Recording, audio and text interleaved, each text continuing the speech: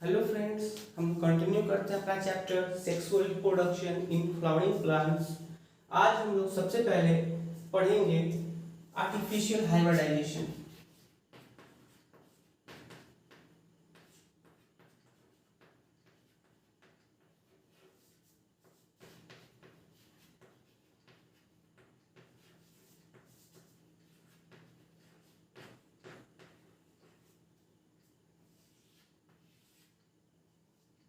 क्या होता है आर्टिफिशियल? मतलब अपने तरीके से, ह्यूमन नेचुरल तरीके से ना करें किसी भी चीज को। ये कैसे करते हैं हम एक फिगर के समझाते हैं। फिगर से आपको, ये एक बाइसेक्सुअल फ्लावर है और ये भी एक बाइसेक्सुअल फ्लावर है। ठीक है, इनके ये रिप्रोडक्टिव ऑर्गन है।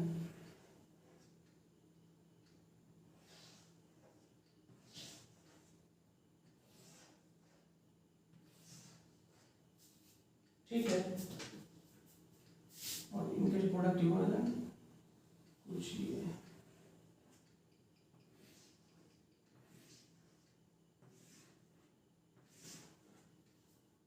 अगर हम इसका नाम दे देते हैं पहले ए और फ्लावर बी। अगर हमको फ्लावर ए का पॉलन ग्रेन्स फ्लावर बी के स्टिग्मा तक पहुंचाना है, तब क्या करना पड़ेगा? तो हम लोग को फ्लावर बी का स्टेमन को हटाना पड़ेगा। क्यों? क्योंकि किसी भी एजेंट के द्वारा या फिर सेल्फ पॉलिनेशन ये खुद कर लेगा। ठीक है, तो हम लोग को सबसे पहले इसको यहाँ से काट के हटाना पड़ेगा। यहाँ से हटा लेते हैं काट के। अब इसको स्टेमन को यहाँ से हटाने को हम लोग बोलते हैं इमेस्कुलेशन।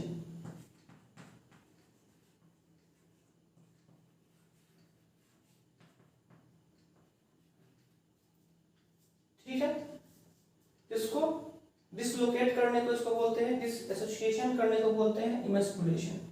अब इमेस्कुलेशन करने के बाद हम लोग को इसके ऊपर एक कवरिंग लेयर करना पड़ता है। किसी भी चीज से। क्यों? क्योंकि इंसेक्ट्स, बर्ड्स, हम लोग पढ़े हैं बायोटिक या फिर एबायोटिक, किसी भी मीडियम से अगर ये पॉलिनेशन दूसरे स्पीशीज से हो जाएंगे नेचुरली, तो भी ये अगर हो गए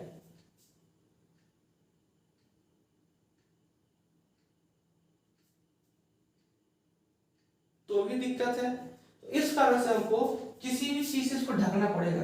तो इसको कवर करने को हम लोग बोलते हैं बैगिंग करना। ठीक है, अब क्या करेंगे हम लोग?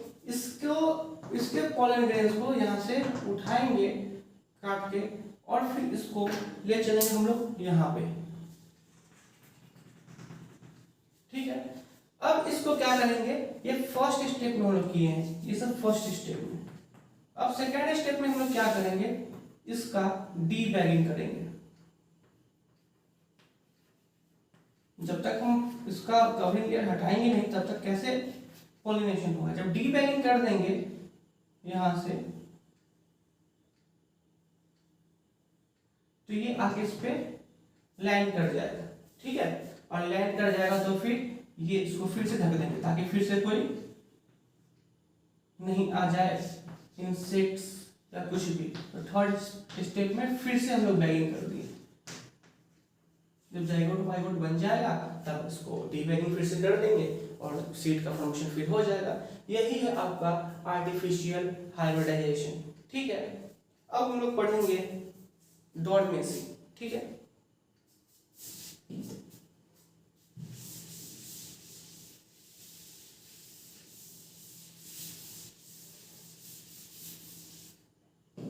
अब हम लोग देखते हैं डॉर्मेसी। डॉर्मेसी मतलब क्या होता है? डॉर्मेसी मतलब कुछ नहीं, बस सीड को लंबे समय तक प्रिजर्व करके रखने के प्रोसेस को बोलते हैं डॉर्मेसी। अब सीड को कैसे प्रिजर्व करें? बस एक काम करना है, हमको सीड को पानी से दूर रखना है। ठीक है, आप देखते होंगे अगर किसी सीड को, किसी बीज को आप जमीन के अंदर डाल कर उसके ऊपर मिट्टी रख दें तो हल्का ना हल्का पानी आप देते ही देते हैं। जब वो बड़ा होगा होने से पहले भी आप पानी देते ही देते हैं, पॉट देते हैं कि उसका अच्छे तरीके से वो जर्मिनेट हो, निकले। ठीक है, आपको जनरल एग्जांपल देते हैं, आप रात को चना फूलने के लिए डालते हैं, मूंग डालते हैं खाने के लिए जनरली, तो उसमें से एक वाइट कलर का देखते हैं स्प्राउट निकल जाता है ना। तो क्यों निकलता है? वो जर्मिनेट हुआ, वो भी तो सीड है, वो जर्मिनेट हुआ कुछ उसी तरीके से। तो डोर्मेसी क्या है? तो एक स्टेट है जो सीड के मैच्योरेशन और जर्मिनेशन के बीच का बात है। जैसे कि मान लीजिए अगर हम दिल्ली में एक आम खाएं, ठीक है, और वो बहुत मीठा लगा और मेरा घर है बिहार में, हम सोचे कि दिल्ली से इस बीज को बिहार ले जाएंगे, वहाँ इसका पेड़ लगाएंगे, तो फिर कैसे लाएंगे? और हमको आना है जिस दिन आम खाए हैं उसके 15 दिन बाद, हम लोग फिर उसको कैसे रखेंगे? कैसे डोर्मेसी उसको प्रोवाइड कराएंगे? कुछ नहीं, बस पानी खत्म करना है उसमें से हम लोग धूप में डाल के उसको सुखा ले और कुछ करने की जरूरत नहीं है, और फिर उसको एयर टाइट पैक कर ले, ठीक है। तो कुछ इस तरीके से हम लोग उसको ला सकते हैं। दूसरा, बहुत कम अमाउंट ऑफ वाटर चाहिए इसमें। तीसरा, इसका मेटाबॉलिक रेट बहुत स्लो हो जाता है। क्यों? Almost zero. क्यों? क्योंकि पानी की कमी, और पानी जर्मिनेट होने के लिए चाहिए ही चाहिए। आप बेसिक एक चने का एग्जांपल रखिए जो रात में डालते हैं पानी में और सुबह देखते हैं तो वो स्प्राउट निकल जाता है उससे, ठीक है, कुछ उस तरीके से। तो यही है डोर्मेसी। डोर्मेसी इसलिए भी चाहिए कि बहुत सारे ऐसे सीड्स हैं, ऐसे स्पीसीज हैं जो एक्सटिंक्ट हो रहे हैं, खत्म होते जा रहे हैं, तो उनके लिए भी फ्यूचर में उसके यूज के लिए उसको प्रिजर्व करना बहुत जरूरी है। कुछ ऐसे सीड हैं जो -196 डिग्री सेल्सियस नाइट्रोजन में अभी रखा गया हुआ है, ठीक है, क्योंकि वो बहुत ठंडा है। ठंड है तो वहाँ अब बोलोगे कि ठंड तो है तो पानी भी तो होगा, नहीं, ठंड है लेकिन पानी लिक्विड फॉर्म में नहीं है, वहाँ पे पानी का मेटाबॉलिक एक्टिविटी बहुत कम गया है वहाँ पे, इस कारण से यहाँ पे डोर्मेसी देखा जाता है, ठीक है। अब हम लोग देखते हैं फॉल्स फ्रूट और ट्रू फ्रूट। फॉल्स फ्रूट और ट्रू फ्रूट। अब तुम लोग सोच रहे होंगे कि फल भी सही और गलत होता है। बिल्कुल होता है, देखते हैं ट्रू फ्रूट से। ट्रू फ्रूट किसको बोलते हैं? अगर कोई फ्रूट इम्ब्रायो से डेवलप हो, इम्ब्रायो से डेवलप हो,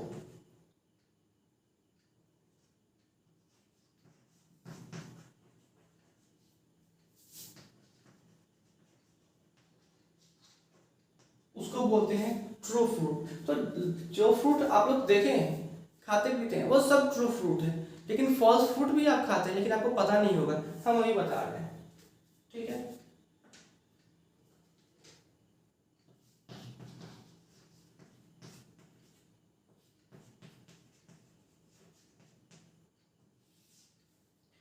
जब कभी भी फ्रूट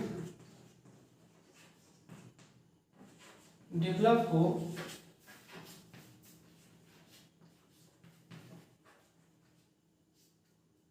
किसी भी पार्ट से, सिर्फ और सिर्फ एम्ब्रायो से छोड़ के, जनरली फॉल्स फ्रूट थैलेमस से डेवलप होते हैं, ठीक है। Fruit develops from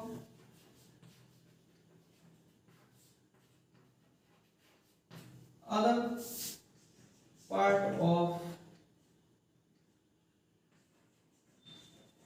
ovary except embryo,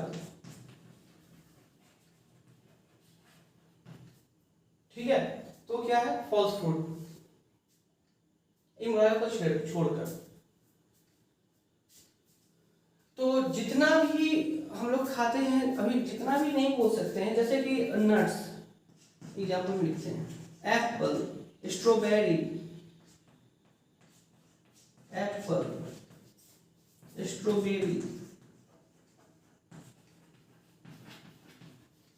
काजू जो खाते हैं हम लोग, कैश्यू, ये सब थैलेमस से डेवलप हुए हैं टोटल, ये सब थैलेमस से डेवलप हुए हैं। लिख देते हैं यहाँ पे थैलेमस ताकि याद रहे, इसलिए इसको फॉल्स फ्रूट बोलते हैं, ठीक है। अब हम लोग देखते हैं एपॉक्सी मींस पॉलीइम्ब्रायोनी और पार्थिनोकार्पी क्या होता है, ठीक है। आइए, एपॉक्सी मींस उसको बोलते हैं जब सीड का फॉर्मेशन हो जाता है बिना किसी फर्टिलाइजेशन के। हम लोग देखे हैं कि pollen grains female germ cell के साथ फर्टिलाइज हो रहे थे, फिर सीड बन रहे थे, लेकिन ऐसा कभी केस आए कि बिना किसी फर्टिलाइजेशन के सीड का फॉर्मेशन हो जाए, तो उसको बोलते हैं एपॉक्सीमिस। इसका एग्जांपल जैसे कि ब्लैकबेरी।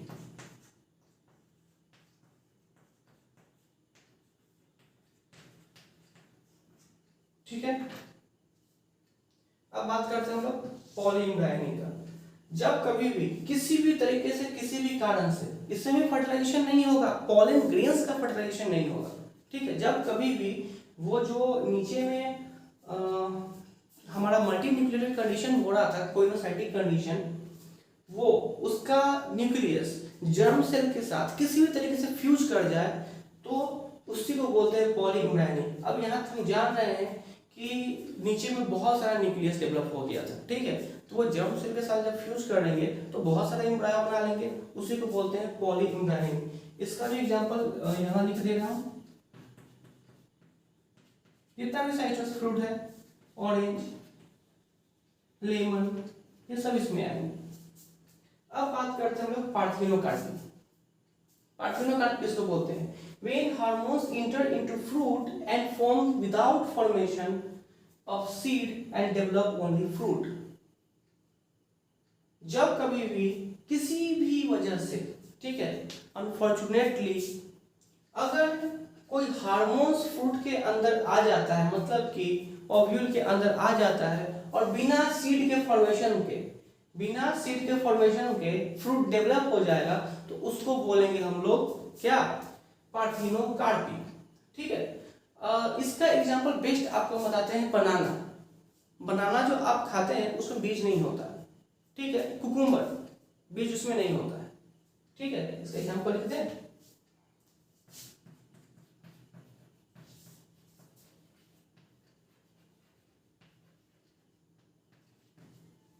बनाना, ठीक है। इसी के साथ आपका चैप्टर 2 कंप्लीट हो गया।